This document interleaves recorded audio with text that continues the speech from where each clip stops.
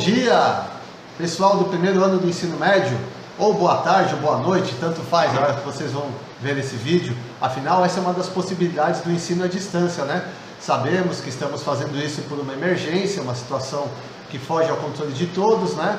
Estamos aqui em casa, confinados, né? Espero que vocês também estejam, não saiam, não se exponham, não se coloquem em risco. Nós sabemos que é perigoso, né? Para os mais jovens como eu, como vocês, assim, a gente sabe que não tem tanto perigo, mas a gente pode expor ao contágio aqueles que são mais velhos também.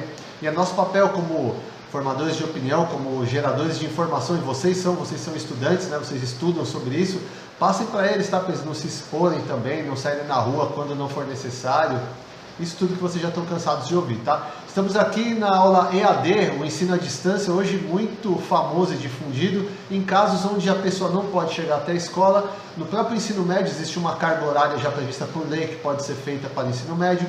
Existem faculdades que são online também, e as pessoas que levam a sério, estudam, têm desempenho tão bom quanto qualquer de outra profissão, né? Nos concursos públicos, hoje em dia a participação das pessoas que vêm do ensino à distância é muito grande, porque eles estudam, se aplicam, né?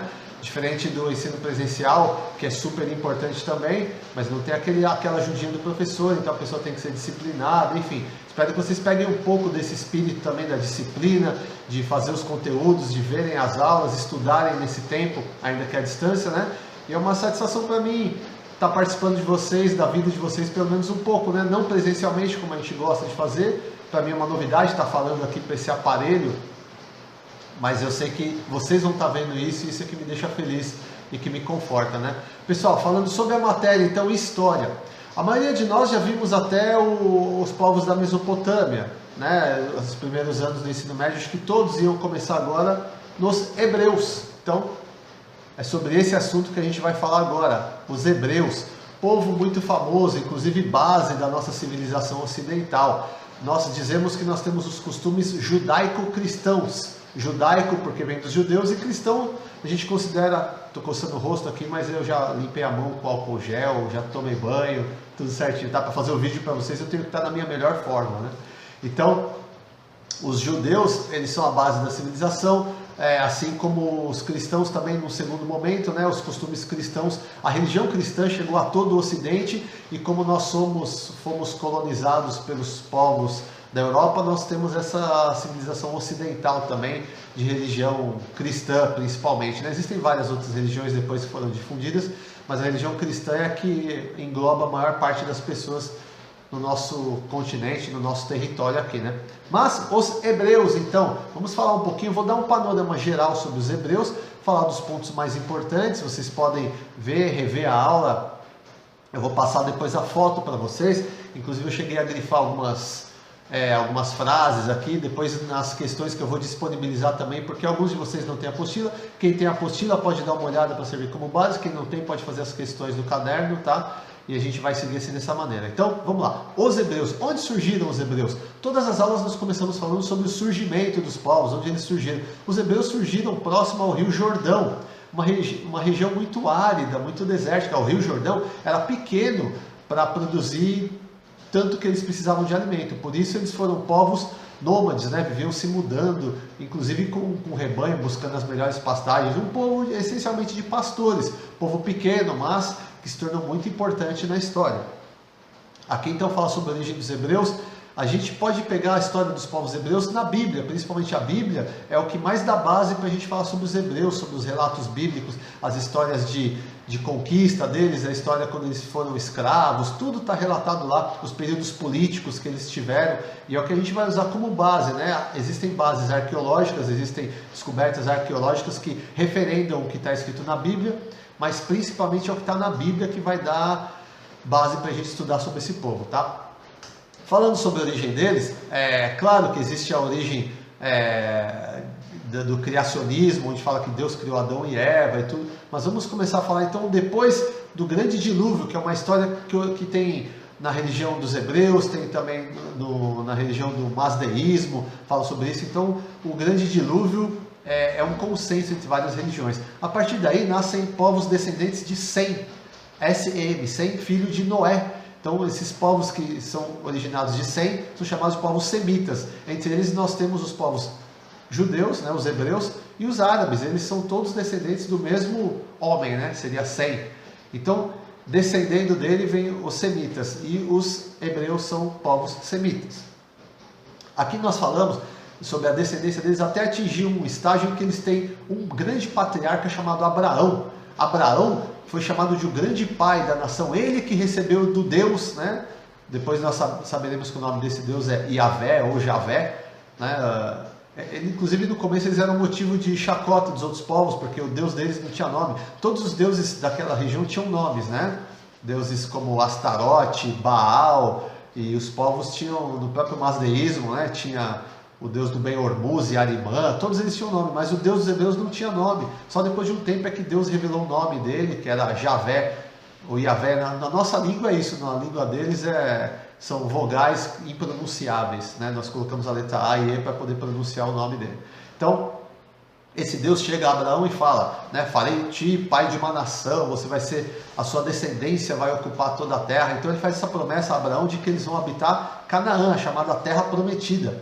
E é atrás dessa promessa que Abraão começa a mobilizar o povo. Ele é o grande patriarca, né? Ele é na figura do pai, ele recebe os conselhos de Deus e passa a todo o povo. Depois o filho dele, chamado Jacó, é quem faz a ocupação de um território, a divisão do povo em tribos, são 12 tribos, né? E a gente vai falar sobre depois a imigração do povo hebreu até o Egito. Esse povo que vai buscando uma terra, buscando a terra prometida, chega até o Egito. E lá eles são amigáveis, né, com o povo Ixo que está dominando o Egito naquela época. Então eles passaram a coabitar pacificamente. Depois que os egípcios expulsaram os Ixos, eles foram colocados numa posição de escravidão.